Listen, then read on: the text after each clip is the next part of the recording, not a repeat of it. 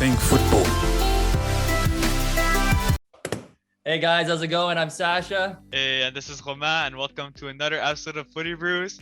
Surprise, surprise, we have a guest here, Zeca Marques. I'm sorry, I tried to do the Portuguese thing. welcome. And yeah, tell us a little bit about yourself. So, Romain, I'm Portuguese, obviously.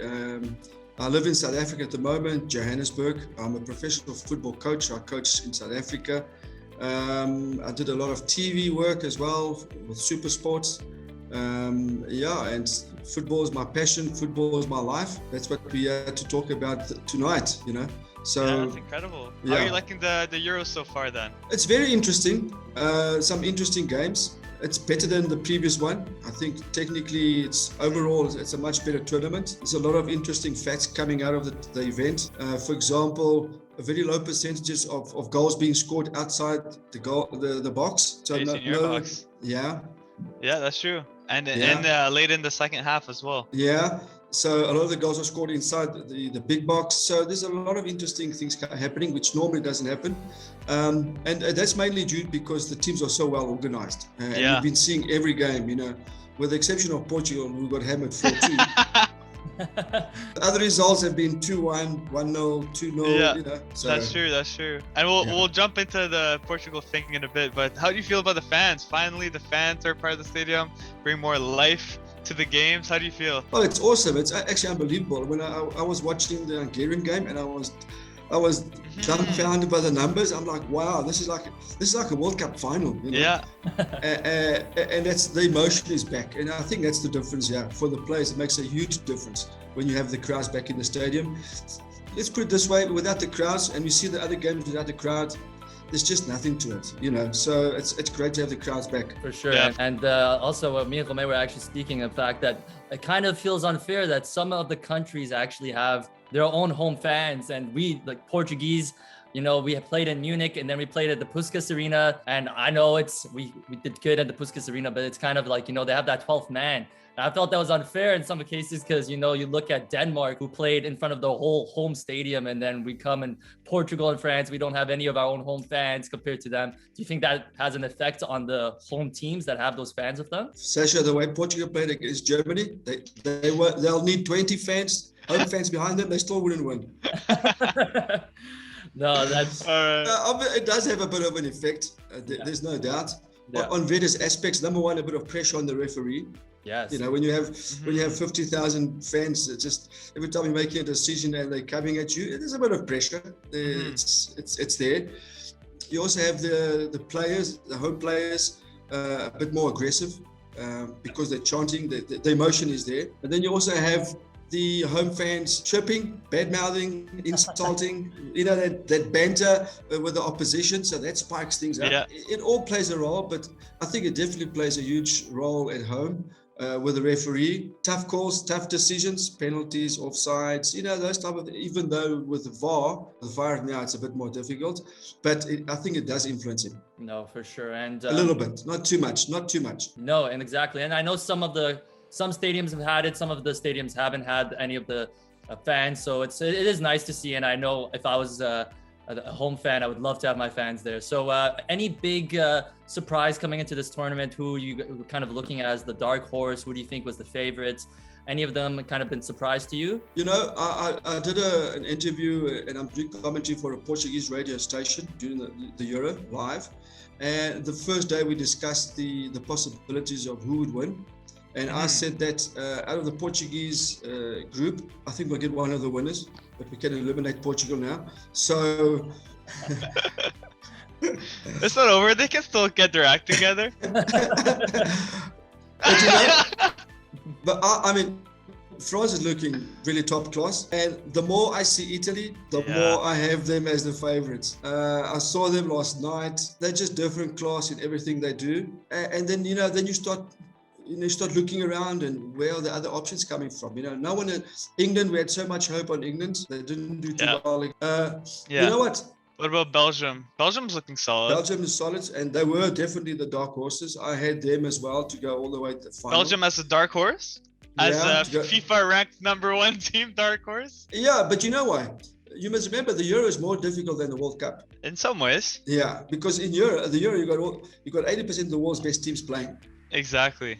You know, whereas the World Cup, you got a lot of these teams that are not in there now. Then you throw in the fact that it's a European competition. There's a lot of rivalry between these national teams, which changes the dynamic slightly. No, that's a very good point. Yeah, so you take Belgium play is Cameroon in the World Cup. You know, it's not there. It's neither here nor there. You put Belgium to win. But now let's put Belgium against Iceland. Let's put Belgium against Denmark. It changes the dynamics because of the rivalry of the Europeans. You know, so that's why I put them as a dark horse. Not to say they're not favorites, but they, you know, they are the type of national team that if they win it, they are worthy winners. For sure. Like Portugal won the last Euro, they weren't worthy winners. I know that's true. No, they weren't. They weren't. It's true, yeah. I completely agree with Zeca. The Europeans are always been in the World Cup, the top. I mean, if you look at the last 4 World Cup finals, it's almost got either all European teams or majority of the European teams being there to the semifinals. I think the Europeans are just minus maybe Argentina, Brazil in the world. They are always the most dominant team. So this Euro does bring a different type of class of players, and all of these players are just showing up in these games. We have all the teams being, I think, almost at the best. So, I mean, maybe minus Spain and Portugal, even though on paper, Portugal should be the best they've ever been. I guess for us, we were speaking that a big disappointment for us was Turkey. We came in thinking Turkey was going to be maybe coming in a little bit higher than 0 points in the group table and 0 goals and 7 goals conceded. So, I mean, that was a big surprise. Did you think Turkey was going to be a big team at all? Funny enough, I also had Turkey doing well, at least qualifying. Yeah. But having watched them play 2 games, they spent 80% of the time arguing with the ref. They're not focused. They're all over the show. They're not channeling their emotion in the right direction. Right. So, I mean, the last game they played, they questioned every referee's decision. They questioned everything that was going on in the field. You cannot play at that level. That was almost like amateur football. You know, when you're playing amateur football, you query everything the referee does because you're not up to standard. And Turkey have just exposed themselves this year with the Euro. That we had so much faith in them in doing well because we know they can do well. And that aggression that they have, that the passion that they play with, is just channeled in the wrong direction at the moment. And that's why they're not doing well. Yeah, no, that's a good point. Yeah, no, I completely agree. I mean, they were coming off a high, you know, in the qualifying games, you know, beating Netherlands. That was uncalled for, and it's a bit of a shame, yeah, how it ended up for them. But and you see why, Roman? Because they were focused. Yeah, they had to beat Netherlands. They had the focus. There was no second option. Now they're thinking, oh, the next game will do well, but the next game the pressure just mounts. Just gets worse. Now let's talk a bit about, you know, the group of death. So there's already been most of the games played. Only games to be played now are Germany versus Hungary and France Portugal happening. It's Wednesday, right? Wednesday. Okay, yeah, it's sorry. Wednesday. I don't even want to know. I don't even want to know. No, but we have to watch it. It's gonna be too crazy of a game. So, what were really your key takeaways from the Germany game? What happened there? There's one word that I use: pathetic. Harsh, but true. Yeah. No, you know, you gotta be honest, yeah, and I'll tell you why. There was so much faith placed on Portugal in doing well, okay, and everyone wrote Germany out because they weren't performing well. I mean, Germany hasn't been performing well, but the one thing with the Germans, you can never write them out. They have a resilience about them. When the time counts, they will show up, and they showed up. Okay. We also need to take into consideration that Portugal did score 2 own goals, but I think that's just an alibi. That's just to make us feel okay because they scored 2 own goals. But overall, the second half, they just outperformed us, in everything. And I'm not actually quite sure, Roman and Sasha, that the coach's decision of playing those 2 holding midfielders had a huge impact on the negative side of the players, because the players aren't silly, players aren't stupid. Okay, when you go on the field and you're looking at your teammates and you're saying to each other, the coach is playing these 2 guys today and we need to win this game. Is this coach crazy or what? And it affects them. I see it as a coach. if you don't put the right team outside on the field, the players doubt you and they don't go out with the same passion. I mean, William Carvalho is slow, Danilo is slow. We're playing with two defensive midfielders. William Carvalho ran 5 kilometers in a game. No ways. Yeah, 5,2. Okay. Holy 5,2. That should be illegal as a professional footballer. Exactly my point. Okay. I mean, I think Pepe at the back did more than him in the first half. I think Patricio did more.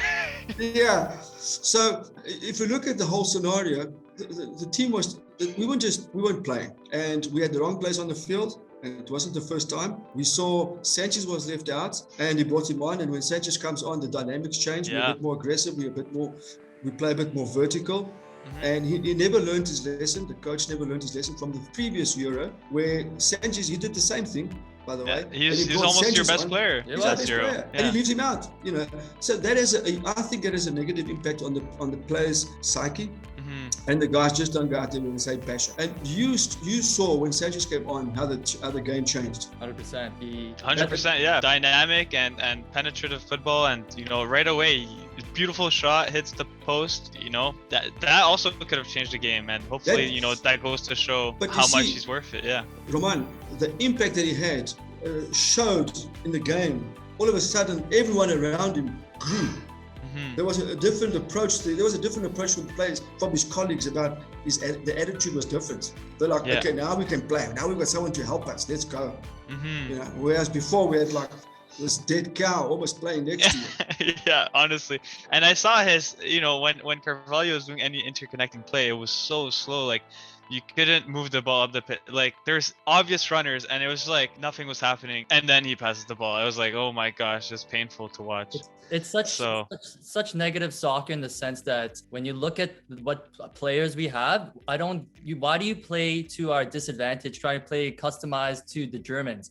Play to your advantages. We have probably one of, on paper, the best squads that we've ever had. And yet we play always like we're the underdogs all the time. We play like we have to go and accommodate. They are the better team. So let's play counter-attacking soccer. But we should be the one that's attacking, because when you look at our bench and look at the players in their leagues, they're all like great attacking players. We don't need to have two holding mids, especially one that doesn't even play for Betis that much, and is kind of average player at Betis at best, and doesn't even start sometimes. And then you have Sanchez, who's led the team to Lille for one of the first champions, and you leave him on the bench. It just makes no sense. And one thing that I really like, Zeca, about the Germans is that quote from Muller that kind of came out. He said that the difference between the Germans is that since we're young, we learn to play as a team. We don't have a superstar type of player. We always play as like an engine, and it's every single German team since I can remember plays as like an engine, as a system. And compared to Portugal, where we play whatever the team we're playing, we got to customize our gameplay to them. And you accommodate every time.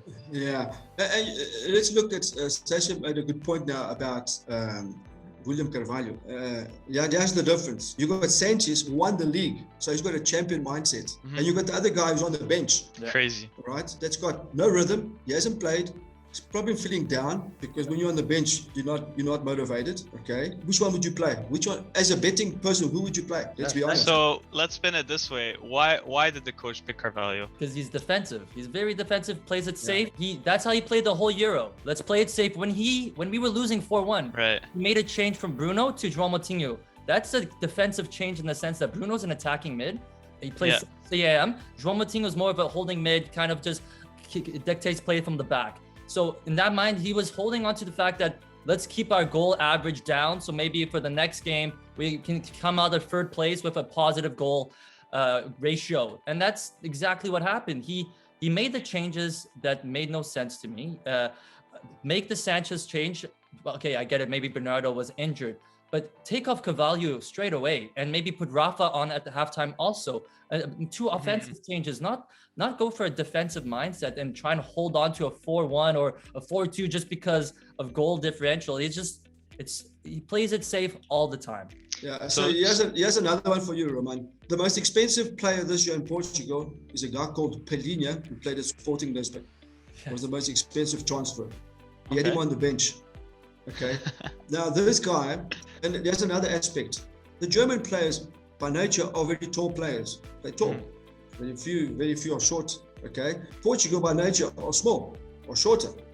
So you're going with a short squad, and you put two donkeys in the midfield, okay, to compete with these guys who are a bit more energetic. And Padinha is an athlete. He's the most expensive player. He got the biggest accolades in Portugal this year. He's on the high. So who are you going to play? Someone that can make a difference in your field. Yeah. All right. He left him on the bench. He hasn't played him once. Yeah. And all his substitutions are copy paste. He does the same thing. Yeah. I mean, I can coach. This is not PlayStation football. You know, you got to read the game. You got to read the game and feel what the game needs, and then you make those changes. So if you guys don't get out the group stage this year, do you think he's staying as the coach? I heard he's already signed a contract, 4-year contract. No way. Oh my goodness. Yeah, exactly. That's what we have to live with. So I'm hoping that's not true. But yeah, those are the situations we have to live with. The interesting part, I've been listening to his interviews this morning on the Portuguese TV. They talk a good game, you know. Now we still have a good chance. Of course, no coach is going to say we don't have a chance. I mean, no coach is going to tell you that. Doesn't matter what happens. You know, you're still going to believe you have a chance. Yeah, you have to. If you don't believe, your players aren't going to believe. Yeah. Here's the sad part. When he won the Euro, when he left Portugal, then he said he's taking his luggage. It's for a whole month. He's taking luggage for a whole month. He's not taking luggage for 3 weeks. Okay. And he got away with it. We were lucky. That's why I say you can't draw 7 games and win a Euro. I mean, no one does that. You know what I mean? And now he's talking the same language again. Yeah. No, we still have hope. We're going to come back strong again. Come back strong. Obviously, he knows the players will have come back strong. You know, the players are going to pull him out the fire technically on this one. Yeah. You know, it's not him because he messed up. Because if he's bad enough, if he was a real leader as a coach, he should have said, guys, you know what? My plan just didn't work. Then you have credibility as a coach. Yeah, exactly. He's been saying, no, we did well and we dominated the game. That's what he said for the Germany game? Yeah. What game were you watching? He was playing PlayStation at the same time. Maybe he wasn't watching. Maybe he had blinkers and that's why I couldn't see what he didn't see. Yeah. But you know, we're talking about William Carvalho.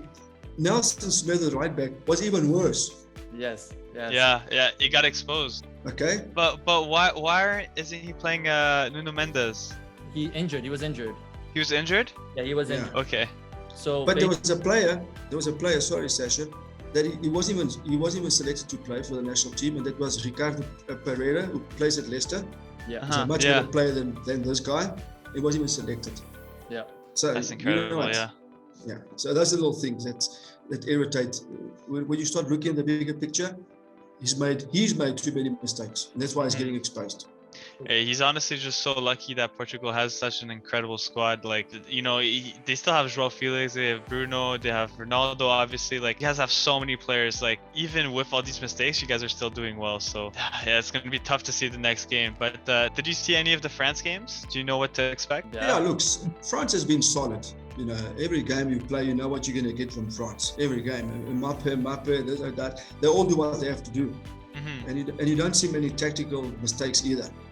So it starts from there. You know, the decisions are made properly from the bench, and the players go out there and they perform. You know, they seem like they're on the same page. Yeah, they're just a well-oiled machine. You know, that's the difference. We spoke about I guess now, Zeca, we gotta just talk about the Wednesday game. What would we need to do to change to kind of beat this French guy over here? What do we need to do to? Well, you guys are lucky. Dembele's injured now. Yeah. Here's the answer. Firstly, I have to go on a plane and take over there now to make things happen. Then you'll see changes. You know what? He needs a change. He's going to change. He said it this morning. He's like, no, we're going to make changes, but it's not to punish players. Of course, it's not to punish players. It's more to take him out the shit that he created. Right? Yeah. So Semedo will definitely. I can't see Semedo staying. He'll definitely change to William Carvalho. I mean, he's taken so much stick that if he plays him, the other problem, I don't think he'll do that because sometimes coaches are stubborn. Okay, and he wants to prove a point, as in to say, I'm the coach, I'm in charge, I make the calls. If we lose, it's my responsibility. Yeah, but that's not the point. The point is we will lose. Your responsibility means nothing. You know what I mean? Exactly. But he will make changes. He'll make at least 4 changes, guaranteed. Because he has to. He's got to change. He's going to turn this team inside out. And definitely with William Carvalho going, Semedo going, Bernardo Silva may be out. Yeah. He might bring Danilo out and start and put a new midfield there. something that's a bit more aggressive and with more dynamic. So those two players could be also on their way out. Yeah. So you need to change something. You can't go against France with the same mentality you went against Germany. France is not Germany, and that's the thing. We'll get torn apart with almost the same squad, torn apart. So you've got to compete pace for pace, and that's what he has to do. So I'm looking at 4 changes. Yeah. So what's your starting 11 then? Well, I haven't written it down, but let's go. Yeah. So it's difficult. I have to go through the bench and say, right, this would be my best. But William Carvalho, Danilo definitely out. Palhinha in. Yeah. Okay. Sanchez in Palhinha. I'll bring those 2 guys in the midfield, definitely. Yeah. Guaranteed. Okay. Semedo out. I'm not sure whether they have it because Cancelo is not playing at all. He's out, so there's no backup. He's still injured? Yeah, so I think our only option right now in that position is Diego Dalot, who plays for AC Milan.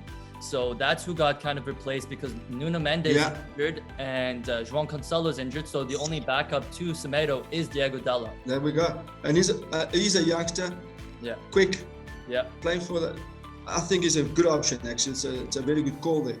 So all of a sudden, you're looking at a different team. You're looking at a team with energy. Players want to play. And they're doing well wherever they play. I mean, Dalot's doing exceptionally well this year. And then up front, obviously, Ronaldo starts with, the youngster plays in Germany, played for Portugal before, André Silva. Definitely an option. Okay. He is an option. He's the best scorer in Germany. Yeah. But do you think he's better than Jota? Yeah, Jota's playing pretty well right now. Jota's playing well, but Jota gives the ball away too much. He fumbles too much. I would play Ronaldo on the wing, for example. Okay, I was going to say, because you don't think they're going to get in each other's way? They both play like 9s. No, that's what I say. André, because Ronaldo's played on the wing most of his life. He can easily play on the wing. Okay, so I'd put Ronaldo there, André in the middle. Because André is good with the ball, good in the air, he's solid, played in the German league. He's used to this intensity, physicality all the time, and the French are not going to shy away from him. No, definitely not. So and you're right. If you play Ronaldo down the left wing, I mean, I think our weak link right now is Pavard in the last game was abysmal. I wouldn't have been surprised if he got sent off with a red card the way he was playing. So Ronaldo could definitely create some problems on that side. But through the middle, you guys need to change because Pogba and Kante will eat you guys alive if you guys still have Carvalho.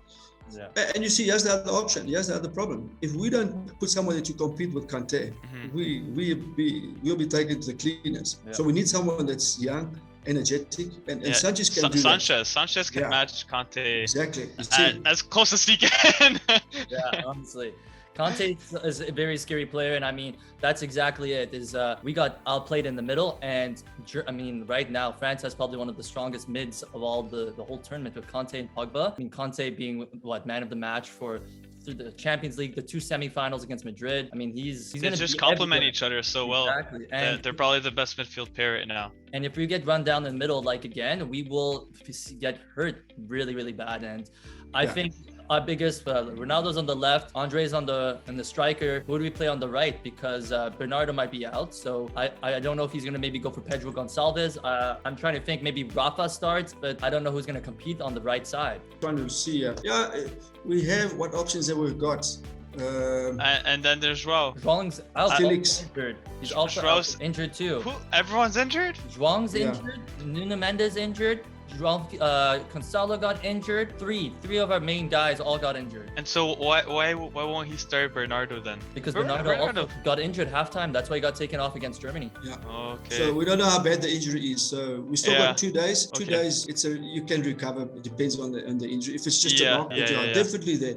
Right back, 2 midfielders, someone up front, because you can't change the whole team either. The other players all played exceptionally well. How do you think Bruno's playing so far? I feel like, in my opinion, he's been a bit quiet, but I don't know if that's just me. No, I think that he's just not playing. I think it's more on the Santos side of how he's telling him to position himself. Because when Bruno plays with in the Man United, he's giving like that sense of freedom, and he kind of dictates play from a little deeper. And right now, when I see him play, he's so far up down the pitch that I don't even know he is. It's Danilo and them are kind of always in the back, and I think Santos is telling Bruno to go almost into the box for those headers, it seems like, because I always see him when we're going for crosses. I'm like, why is Bruno so far up? And I think maybe he's playing out. Yeah, he's the one that should be crossing it in. Exactly. He dictates plays from he's the one crossing in, and he's barely created any chances for us, and that's unlike him, because you look at Man United, he's the top creator almost of the whole top 5 leagues, and he's struggling, and I don't know if it's the system, but Bruno needs to step up, or if Santos is giving him wrong instructions. And I think he needs to definitely up his game, because we're going to really need him for the next one. Yeah, I think it's a system, Sasha. And I'll tell you why. At United, he's given the freedom, as you say. Yeah. He plays with lots of space. He likes space to play. And playing him in the position that he's currently playing, there's no space, because he's always under pressure. He gets the ball and there's someone on top of him. He gets the ball. He doesn't have that freedom to look up and pin the shots and shoot from outside the box and do whatever he likes to do. Because he's accommodating Danilo and William Carvalho, he's now taking him out of position to play him in front. So he's accommodating players, which is not the right thing to do. You got to play and the wrong players. Yeah, that's the other part. Yeah. So would you change the system to just one pivot and almost play? Because where Bruno is good too, he comes back defensively and he puts in a good shift defensively. So it doesn't make sense to play him that high up, anyways. You can play with 2 pivots, but one needs to be energetic. Yeah. In actual fact, both. I've played with 2 holding midfielders, and they were both energetic, because they got to kill the fires behind the strikers. Anything that comes behind, they got to be there. They got to get involved first. And that's why you need the pace. That's why Sanchez will do the job, and João Martinho will do that job, because he's still got the energy. Yeah. And now you've got energy in the middle, guys who can play forward, gives you so many more options defensively and attacking wise, and the team becomes a bit more balanced. For sure. Yeah. So now, I guess that's definitely the changes we got to make. I mean, Romain, as a French person, how do you think France is going to play now? Do you think they're going to kind of similar to victims? I think it's tough, because honestly, after watching the Hungary game, it was very obvious, we were missing firepower, the finishing wasn't there, and I'm a little bit worried that they're not even going to play Benz. Benz missed many chances this weekend, so that was a bit tough to watch. Maybe he'll start Giroud, not having Dembele, I mean, Giroud, I'm still afraid of Giroud playing for the national team. Giroud playing for France is a different animal. This guy scores goals that you would not expect, and he's gonna be solid. So, against Pepe and Diaz, they'll need someone strong to hold up the ball. If it's Benzema, he's strong, but he might still get run over by Pepe and stuff. And not having Dembele right now, I mean, he came off. Did you see when he came off the bench last game? Yeah. The first impact he made. Yeah. Incredible. He took both defenders, immediately hit the post like a rocket. Yeah. And then missed 17 passes in a row. Bad. I actually thought they took him off because he was playing so bad after that. Having him as an option is always important. So besides that, I have faith in our midfields, but I'm struggling to see who's gonna score the goals right now, to be honest. I think France is having a little bit of a hard time at that level. I mean, we scored 2 goals in 2 games. 1 goal was an own goal. The only other goal we scored, it was Grisou last game against Hungary. Yeah, Griezmann scored. And I mean, I think when I look at that Hungary Portugal, we'll probably do, I think this is what we always do, is we're going to absorb the pressure and we try to hit you guys on the break. But I mean, if you look at how Hungary did it, they really defended against you guys really well. And on the break, you guys look kind of really weak. I mean, Varane and Kimpembe look horrible in the sense of one player just went through 3 of them, and they were not even there. And I hope they play like that against Portugal. It gives us a bit of hope. But if I'm Didier, I'm taking off Pavard. I'm not playing Pavard at all. It's too much of a liability. But you see, you can only play counter-attack football if you've got the right players in the midfield to create a counter-attack for you. Someone's got to, so there's 2 options. One, you either play it long, and the other one you carry. Now, you can't do that with William Carvalho or Danilo. So that already automatically cancels both of them out. So you can do it with Sanchez. Yes, definitely. He'll carry the ball 30 yards for you. Yeah. And you'll get free kicks, which means there'll be yellow cards in between. So it's that type of continuous pressure on our position, and Sanchez can do that, and he does it exceptionally well. And then someone else that can just ping a long ball quickly and play over the top. But again, 2 different players. Then we have the chance to play counter-attack football, because if you play with Danilo there, there's no counter. They win the ball, Danilo takes half an hour to make a decision and another half an hour to turn. It's true. So but then the French are organized. Yeah. So The thing is, the flow of the game, I think after you guys are going to give us possession, you guys are going to be looking for those counterattacks because of the discrepancy in the midfield. And because if you guys try to push up too high, we do still have Mbappe for the counterattacks. So I don't think any team wants to give us the opportunity to have Mbappe running at Pepe, for example, and do what Nabry did to him, you know? Yeah. What Nabry did to him should have been illegal. He should go straight to jail Yeah. for how he embarrassed Pepe there. So, and we still have Coman. I guess we could start Coman there. We could put even Lamar is pretty good on as a winger. So yeah, I don't think you guys are gonna want to give us any speed or any counterattack opportunities, and it's going to be similar to last Euro finals, I think. How Sasha said, right? We're gonna put pressure on, and then you guys are gonna look for a quick break. Yeah. But you see, again, we spoke about Andre Silva earlier on. He'll be the perfect guy because he can hold the ball up for you, number one. Yeah. He makes the diagonal runs. He's used to doing those runs. It gives us an option from a counter-attack perspective where you can play the space and he'll make it happen for you. And then at least you have Ronaldo around him picking up the loose bits. Then we have a chance. Yeah. You know, then we can defend with maybe 7. Because that's what we'll probably do. Defend with 7 and 3-4 counter-attack movements all the time. Then we become a bit more dangerous. Okay, so Yeah. Zach, I guess the main question is that for our systems, you're saying that we know the changes we got to make. And so what type of football do you think we should be playing? I know it's maybe kind of a counter, holding possession, kind of using Andre Silva to hold up the play and then build the play around him. So do you think that's the key to unlocking the defense of France? Is that's what we should do? Yeah, I definitely think so.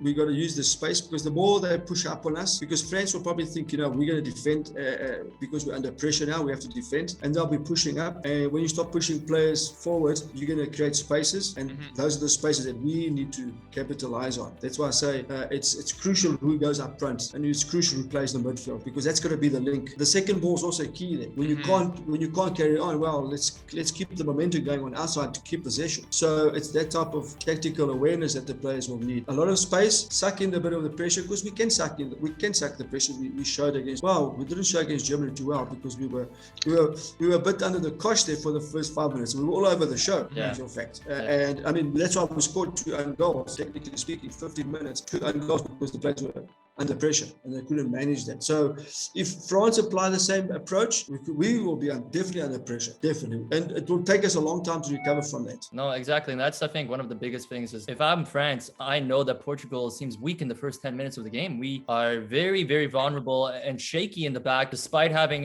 Pepe and Ruben Diaz, great defenders. I mean, Patricio, I don't know if I even like Patricio or if I want Lopez because Patricio can't even kick a damn ball to our players. We've lost, I don't know how many times we lost possession because pass back and Patricio can't even aim to a simple player far wide that's wide open, and then it kills our momentum every single time. And you see the frustrations from Ronaldo, like saying, why do we play these long balls? We're playing specifically when we played against Germany.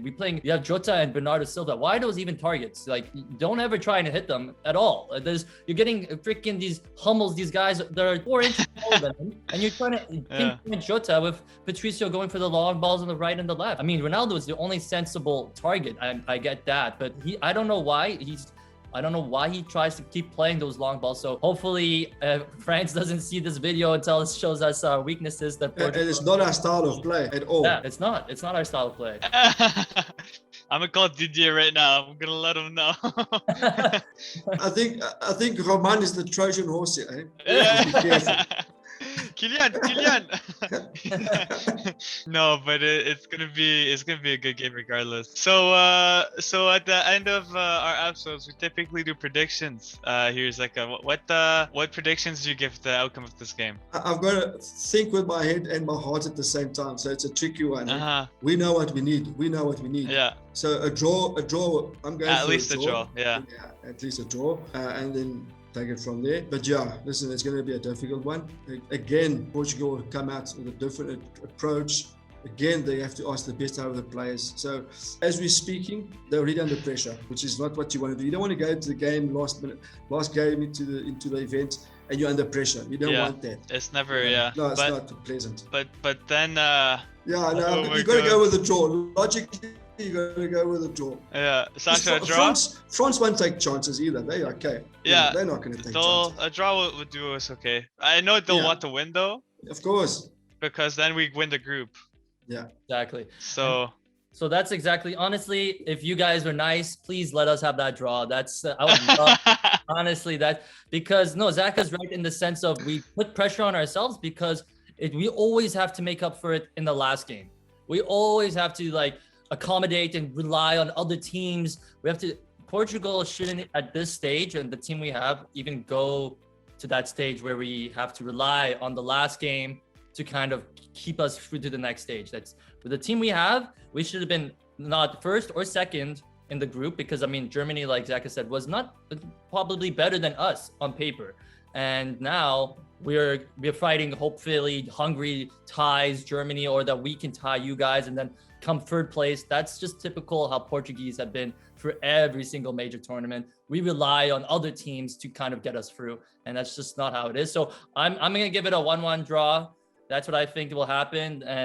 But no, thank you so much, Zeca, for coming, joining us for an episode. It's a pleasure meeting you. Pleasure talking to you about, you know, all the beautiful players of Portugal, good or bad. And hopefully, you know, we can get you again, maybe after the Euros, maybe some new topics. Yeah, anything. Yeah. Yeah. We'll see you in the final. Yeah.